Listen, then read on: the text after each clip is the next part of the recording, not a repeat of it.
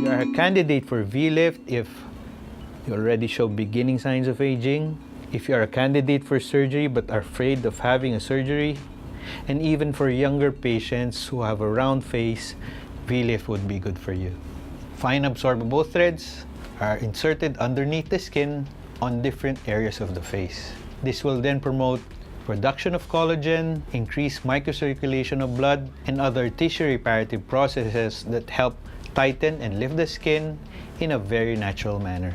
The V-lift is a very popular facelifting procedure because it's non-surgical, it has minimal downtime, and it offers a very natural result.